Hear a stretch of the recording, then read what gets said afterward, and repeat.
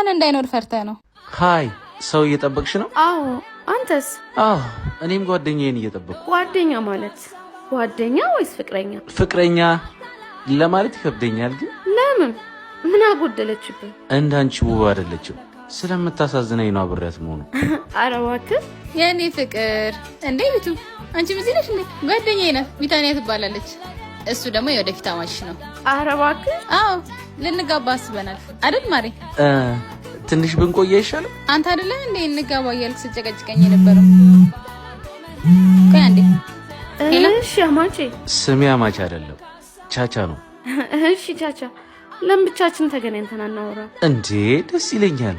የት ይሻላል? እኔ ቤት እደውልልሻለሁ። እንሂዳ ሰዎች። እኔ ቸኩላለሁ። ሌላ ቀን እንገናኛለን። እንዴ በሰዓት መጣ። ማርፈድ አልወጣም።